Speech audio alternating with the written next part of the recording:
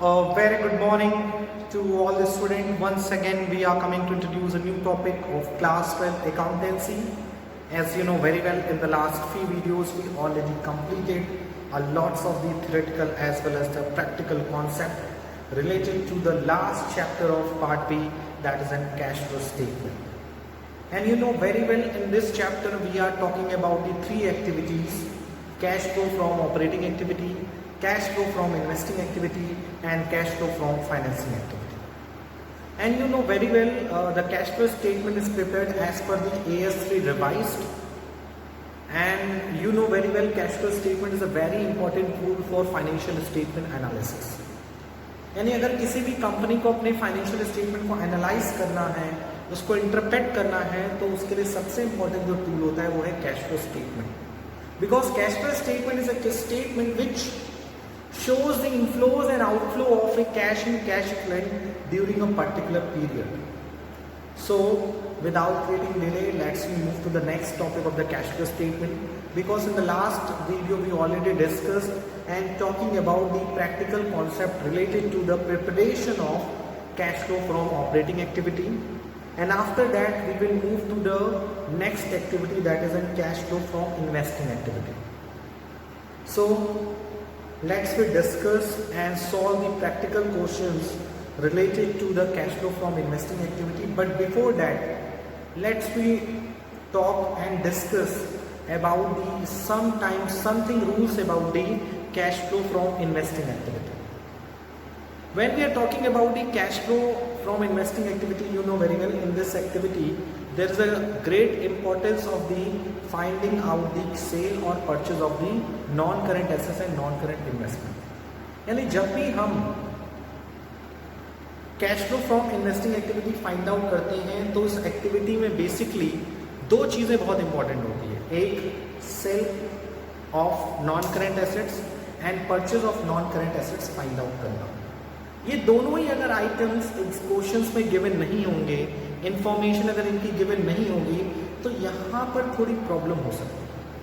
So in this situation, जब question में cell या purchase of non current assets is not given, in this situation we have to find out those items. So for this purpose we have to preparing the assets account. So how we will prepare the assets account in this situation? Let's discuss about it. So let's move to the preparation of assets account and find out the purchase or sell of the non-current assets with the help of the given information. And there are basically two cases. So case one is when provision for depreciation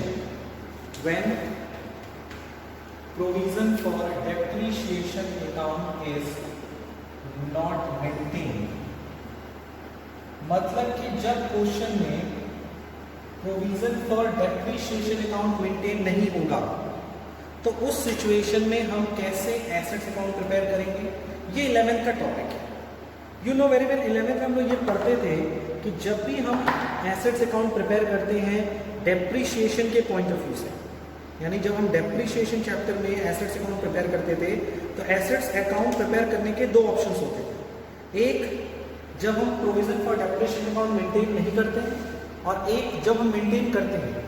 तो जब हम provision for depreciation account maintain नहीं करते हैं, when provision for depreciation account is not maintain, तो इस situation में depreciation जो एसेट्स पे चार्ज होता है वो डायरेक्टली किस पे चार्ज होता है? एसेट्स पे चार्ज होता है.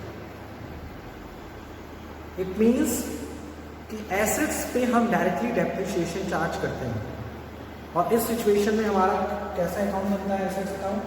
Please see very carefully. इस सिचुएशन में जो हमारा एसेट्स अकाउंट होता है, वो आपको याद होगा 11th में हम लोग बनाते थे. उस सिचुएशन में हमारा जो एसेट्स अकाउंट था वो इस तरह से बनता था, पर्टिकुलर अमाउंट करके, और डेबिट साइड में हम लोग ओपनिंग बैलेंस राइट डाउन करते थे, और क्रेडिट साइड में हम लोग क्लोजिंग बैलेंस राइट डाउन करते थे, और ये टोटलिटी को रिप्रेजेंट करता था. This is an opening balance and this is N closing balance.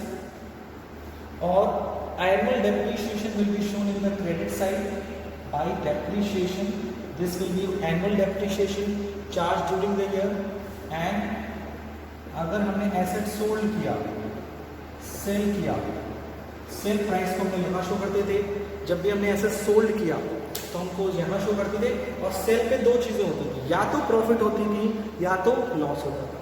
तो when there is a loss, so उसको तो क्या लिखते थे, by statement of profit and loss, यानी कि loss on sale of assets. और अगर प्रॉफिट हो जाता था तो इसको किस नाम से शो करते थे, to statement of profit and loss, यानी profit on sale of assets. इसको भी राइट से शो करते. And you know very well, अगर हमने ड्यूरिंग द ईयर कोई एसेट्स परचेज किए, अगर हमने ड्यूरिंग द ईयर कोई एसेट्स परचेज किए तो उसी को हम लोग कहाँ शो करते थे, debit. So you can see that when we prepare the assets account in this situation when provision for depreciation is not maintained, provision for depreciation maintain नहीं करना है, तो सिचुएशन में सिर्फ एक अकाउंट बनाते थे, एसेट्स अकाउंट. और उसी अकाउंट से आपको यहाँ पे भी क्या करना है, कुछ भी फाइंड आउट कर लो. चाहे डेप्रिसिएशन फाइंड आउट कर लो, चाहे वो सेल प्राइस फाइंड आउट कर लो, चाहे वो परचेज प्राइस फाइंड आउट कर लो, लॉस फाइंड आउट कर लो या प्रॉफिट फाइंड आउट कर लो. जो भी नीड है आपकी, क्वेश्चंस की जो भी नीड है, आप इजीली क्या कर सकते हैं, फाइंड आउट कर सकते हैं. सो this is the first case when provision for depreciation account is not maintain. And second case is when provision for depreciation account is maintained. यानी जब आपको प्रोविजन फॉर डेप्रिसिएशन अकाउंट क्या हो, बनाना. जब आपको प्रोविजन फॉर डेप्रिसिएशन अकाउंट बनाने को कहेगा या क्वेश्चन में ये लिखा हो कि जो कंपनी है जिसका हम कैश फ्लो स्टेटमेंट बनाने जा रहे हैं वो एसेट्स अकाउंट के साथ साथ प्रोविजन फॉर डेप्रिसिएशन अकाउंट या एक्यूमुलेटेड डेप्रिसिएशन अकाउंट भी बना रही है, तो उस सिचुएशन में उसे दो अकाउंट बनाना होगा. उस सिचुएशन में मैं आपको वार्न कर दे रहा हूँ कि एसेट्स अकाउंट ऐसे ही रहेगा, उसका ये डेप्रिसिएशन का एलिमेंट हट जाएगा, बाकी सब चीजें सेम रहेगी. इस डेप्रिसिएशन की जगह क्या लिखा जाएगा, बाय प्रोविजन फॉर डेप्रिसिएशन. ऐसा होता क्या है कि जब भी हम provision for depreciation account is maintain करते हैं, मतलब बनाते हैं, तो सिचुएशन में जो हमारा प्रोविजन फॉर डेप्रिसिएशन अकाउंट होता है वो इस तरह से होता है. ध्यान से देखिएगा, सबसे पहले ओपनिंग बैलेंस इधर क्रेडिट में होता है और क्लोजिंग बैलेंस हमारा डेबिट में होता है, क्योंकि इट इज एन लायबिलिटी. ठीक है. और प्रोविजन फॉर डेप्रिसिएशन में एनुअल डेप्रिसिएशन यहाँ चार्ज होता है. जो हम during the year annual depreciation charge करते हैं एसेट्स पे, वो एसेट्स अकाउंट में चार्ज नहीं होता है, वो प्रोविजन फॉर डेप्रिसिएशन में चार्ज होता है bye depreciation. It means whenever company prepare the provision for depreciation account, in this situation depreciation will be charged to the provision for depreciation account instead of assets. Got it?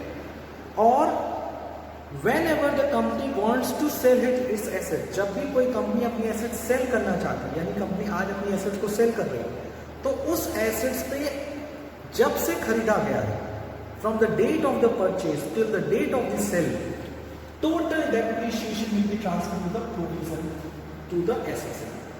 यानी कि provision for depreciation में से assets account में कब depreciation transfer किया जाता है, जब एसेट सोल्ड हो रही है. और कब से कब तक का डेप्रिसिएशन, बिगिनिंग से लेकर सेल तक.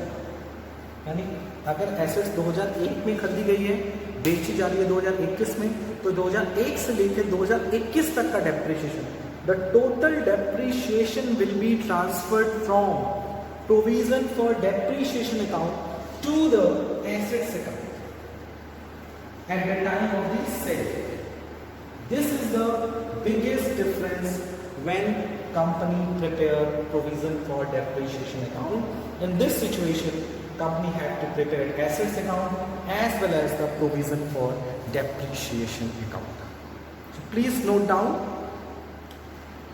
And after that, let's we solve a few practical questions.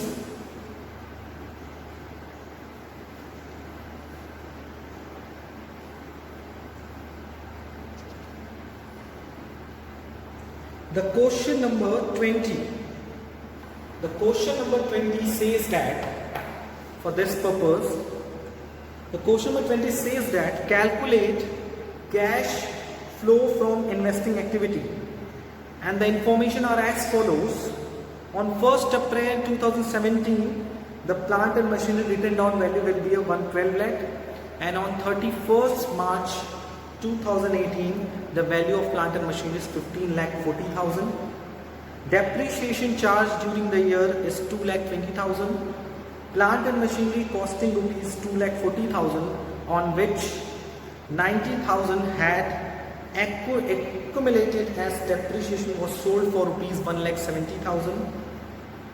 So you have to find out the cash flow from investing activity. How we will find out? In this question you can see that the written down value of the plant and machinery is given.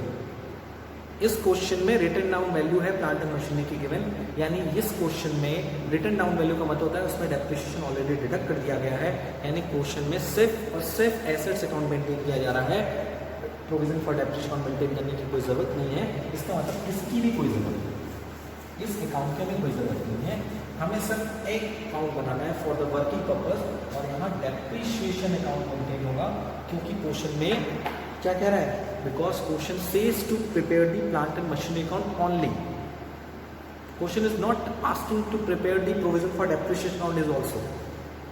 So in the question number 20, whenever we prepare the assets account, यहाँ पे assets का नाम है plant and machinery account. सो सिर्फ जब assets account prepare होता है तो फॉर्मेट विल बी दिस, आपको पता ही है। Opening plant and machinery is 12 lakh, closing plant and machinery at end of year is 15 lakh 40,000. So हमें क्या क्या रिक्वायरमेंट चाहिए? According to the question, the requirement are, number 1, the annual depreciation, the additional information number 1, depreciation charge during the year is 2 lakh 20,000. Next information, plant machinery costing 2 lakh 40,000, on which 90,000 is an accumulated and sold for 1 lakh 70,000. So the sale value will be 1 lakh 70,000. Sale value is 1 lakh 70,000. So अब हम compare करें कि profit हुआ कि loss हुआ। तो अगर आप देखें तो कॉस्ट की उस वैल्यू की उस एसेट्स की 2 lakh 50,000, जबकि आपने उस पर डेप्रिसिएशन अब तक का कितना चार्ज किया, 90,000। सो आज उसकी वैल्यू कितनी है, 1 lakh 50,000। So present value of plant and machinery जिसको आपने बेचा है इज 1 lakh 50,000, और बेचा कितने में आपने, 170। सो इट मीन्स आपको क्या हो गया, प्रॉफिट हो गया। 1,50,000 की चीज आपने बेच दी 1,70,000 में, तो प्रॉफिट ही तो हुआ। कितना प्रॉफिट हुआ, लॉस नहीं हुआ। तो या तो प्रॉफिट होगा या तो लॉस होगा, दोनों नहीं हो सकता, या तो दोनों ही नहीं होगा। अब आपके पास सारी इंफॉर्मेशन है, आप ऐड कर लो,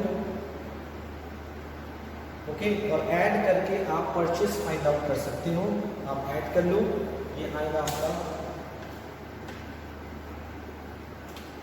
0,0,0,0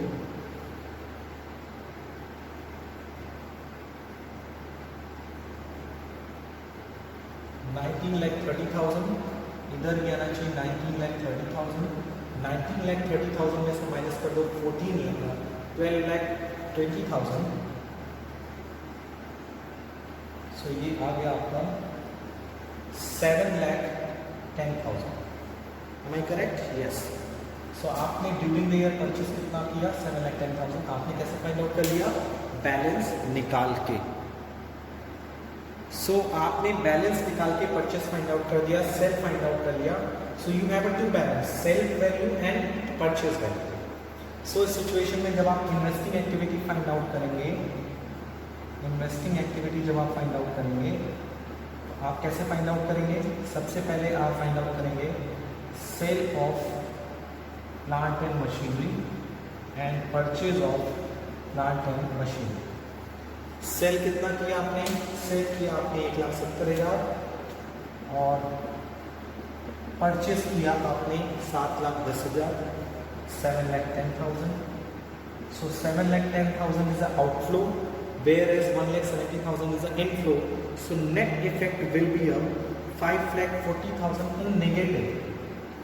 5,40,000 नेगेटिव में आया, इसे बोलेंगे cash used from investing activities. This is called cash used from investing activities. So please note down the solution of the question number 20 which are related to the cash flow from investing activity.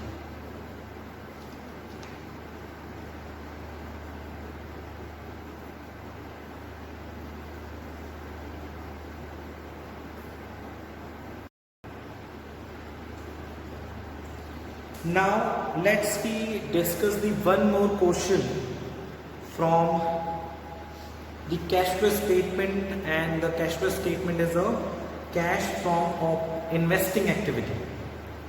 और ये question related है, you have to prepare the provision for depreciation account which is also known as an accumulated depreciation account. Okay, so the question number 23. So let's discuss about the question number 23. What is the question number 23? The balance in plant and machinery account and accumulated depreciation account as on 31st March 2015 and 2016 stood as follows. Plant and machinery at beginning 48 lakh, at end 65 lakh 40,000. Accumulated depreciation at beginning 14 lakh 5,000 and at end is 22 lakh 10,000. Plant and machinery costing 12 lakh 80,000. Accumulated depreciation thereon 5 lakh 30,000 was sold at a loss of 2 lakh 60,000. So in this question आपको दोनों ही information given है, plant and machinery की भी और accumulated depreciation की भी. सो इस situation में you have to prepare the assets account as well as you have to prepare the plant and machinery account. मतलब एसेट्स अकाउंट भी आपको बनाना पड़ेगा और साथ ही साथ आपको plant and machinery account, assets account के साथ साथ आपको एक्यूमुलेटेड डेप्रिसिएशन अकाउंट भी बनाना पड़ेगा. चलिए बना लेते हैं फटाफट.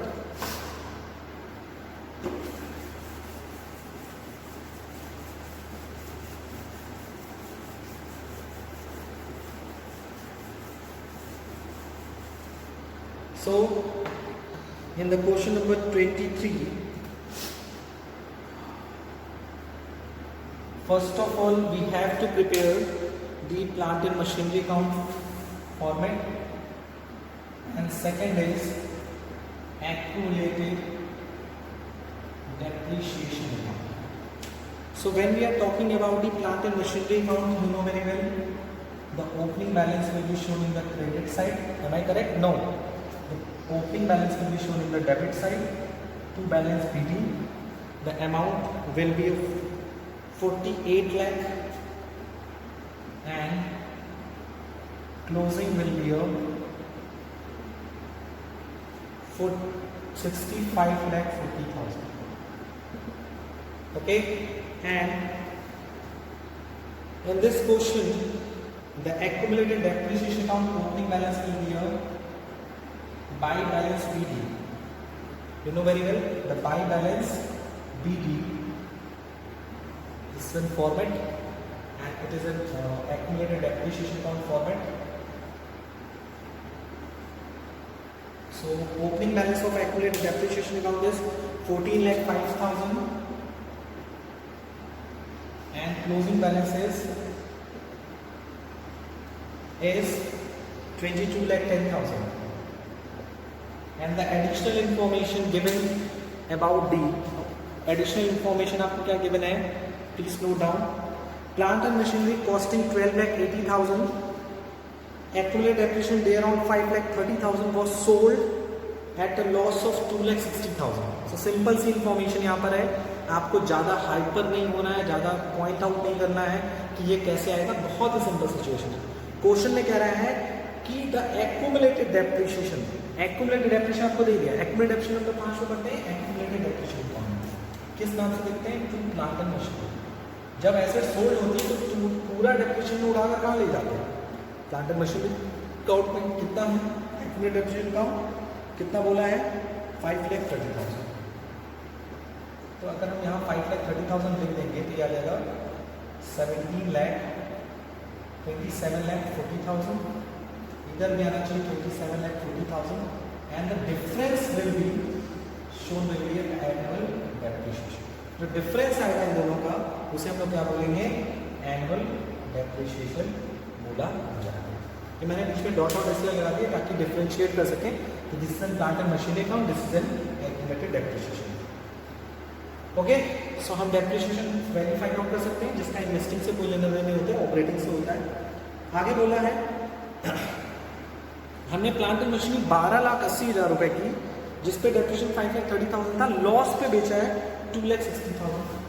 इसका मतलब हमने यहाँ पे एक्यूमुलेटेड डेप्रिसिएशन राइट डाउन करना होगा 5,30,000।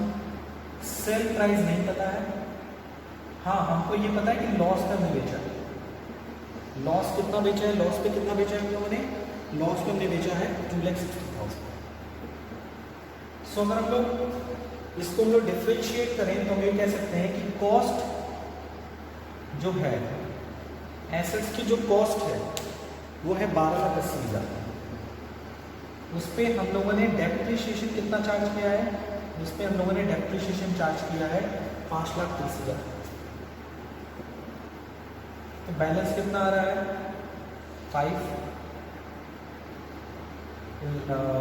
7,50,000। सो उसकी मार्केट वैल्यू कितनी है, करंट वैल्यू कितनी है 7,50,000 और उसको कितने पे लॉस पे बेच रहे हैं 2,60,000। तो ज़्यादा पैसा मिलेगा कि कम पैसा मिलेगा, सेल प्राइस क्या होगी, कम हो जाएगी। 7,50,000 में 2,60,000 अगर कम कर दो तो ये हो जाएगा 4,90,000। Okay, so sale price will be 4,90,000। अब आप इसका टोटल कर लीजिए, यहाँ टोटल कर लीजिए, आपको मिल जाएगा 5। सो आप देखिए एक दो अकाउंट से आपको ये भी पता चल गया कि आपने कितना परचेस किया है, कितना आपने सेल किया है। सेल पता चल गया 4,90,000, परचेज आपका आएगा 30,20,000 और आपको ये भी पता चल गया साथ ही साथ कि एनुअल डेप्रिसिएशन कितना है।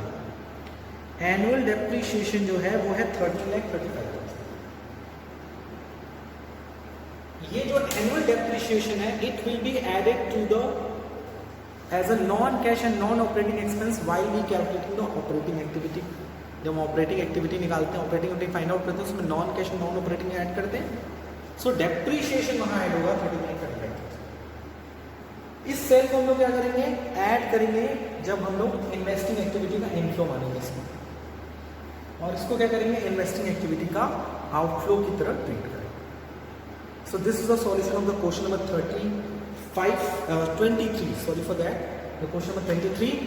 एंड प्लीज नोट डाउन, दोनों टाइप के क्वेश्चन मैंने करा दिया आपको related to the when we prepare the assets account without preparation of the provision for depreciation account as well as the preparation of assets account with provision for depreciation account.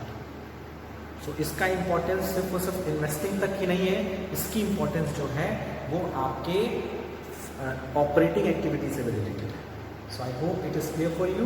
Please note down the solution of the question number 23 in your copy properly.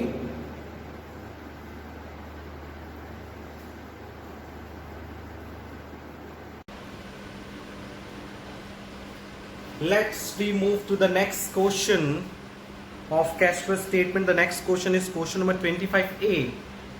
The question number 25A says that DK Limited provides you the following information. Non-current investment at beginning is 1,20,000, whereas the non-current investment as on 31st March 2018 is rupees 40,000. During the year 2018, the company sold 80% of its original investment at a profit of 20% of book value. Calculate source and uses of cash. मतलब यहाँ आपसे ये question कह रहा है कि you have to find out the cash flow from investing activity. Investing activity से आपको कितना पैसा इनफ्लो होगा और कितना पैसा आउटफ्लो होगा, ये आपको फाइंड आउट करना है। सो चलिए डिस्कस करते हैं इन सारी चीज़ों को। सबसे पहले हमें we have to prepare the non current investment account. सबसे पहले हमें बनाना पड़ेगा नॉन करेंट इन्वेस्टमेंट अकाउंट बनाना पड़ेगा। और in this account first of all we write down the opening balance in the debit side. Opening balance of non current investment will be 1,20,000 and closing balance will be 40,000। So ये हो गया आपका opening balance non current investment, और ये हो गया आपका closing balance 40,000। Adjustment में कह रहा है कि आपने 80% ओरिजिनल इन्वेस्टमेंट, आपने 80% ओरिजिनल मतलब बिगनिंग में कितना था 1,20,000, उसका 80% आपने क्या कर दिया है, सोल्ड कर दिया at a profit of 20%।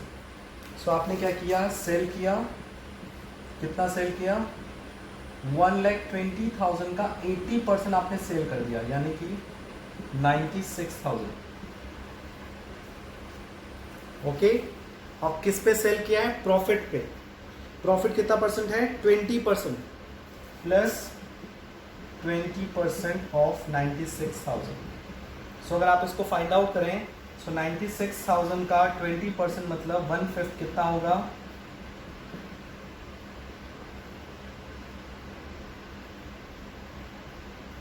19,200। So the sale price will be sale value will be 96,000 plus 19,200 equals to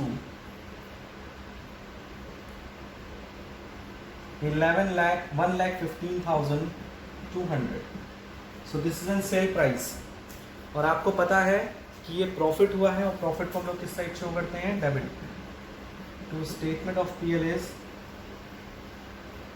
19,200। ये जो था पूरा 1,15,200 ये आपका सेल प्राइस है। अब आप बैलेंस फाइंड आउट करेंगे, और बैलेंस से ये फाइंड आउट करेंगे कि नॉन करेंट इन्वेस्टमेंट आपने ड्यूरिंग द ईयर कितना परचेस किया है।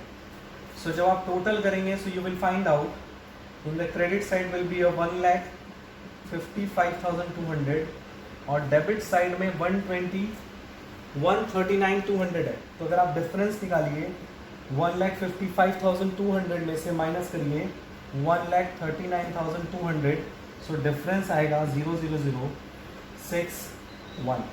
It will B 16,000। सो आपने ड्यूरिंग द ईयर कितना नॉन करेंट इन्वेस्टमेंट परचेस किया, 16,000। सो अब आपने वर्किंग नोट बना लिया। With the help of the working note अगर हम बात करें कैश फ्लो, आपको अगर ये निकालना हो cash flow from investing activity, अगर आपको इन्वेस्टिंग एक्टिविटी निकालनी हो तो आप कैसे निकालेंगे। सबसे पहले आप देखेंगे आपने कितना सेल किया। Sale of non current investment is 1,15,200 and कितना आपने परचेस किया, purchase of non current investment is 16,000। So this is in sale and this is in purchase. So जो डिफरेंस वैल्यू आएगी 99,200, यही आपका आएगा cash flow from investing activity. ठीक है, तो आपने देखा इस सिचुएशन में हमें प्रिपेयर करना पड़ा non current investment account. So please note down. और जो सेल होता है ये क्या होता है, इट इज कॉल्ड सेल को हम लोग बोलते हैं कि ये आपने पैसा अरेंज किया। इसका मतलब होता है source of fund,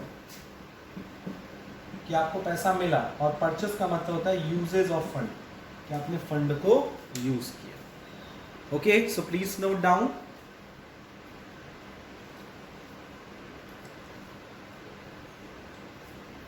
So in today's video we already discussed a lots of the theoretical as well as the practical concept related to the last chapter of part B, that is in cash flow statement. In this chapter we discussed number one, how we will find out the cash flow from operating activity, and thereafter we will discuss how we will find out the cash flow from investing activity. Especially in relation to the investing activity, you can see that we have to prepare the assets account. जब हमें non current investment से related items दिखेंगे तो उस तरह से हम उसके उस पर डेप्रिसिएशन चार्ज नहीं होता, तो इस तरह से अकाउंट्स प्रिपेयर होंगे, इस तरह से उसका परचेज एंड सेल डिसाइड होगा। सिमिलरली अगर हम एसेट्स अकाउंट प्रिपेयर करते हैं तो उस सिचुएशन में भी हमें क्या करना पड़ेगा, क्रिएट करना पड़ेगा assets account, okay, with depreciation, with accumulated depreciation account और without accumulated depreciation. So thank you, take care, good bye.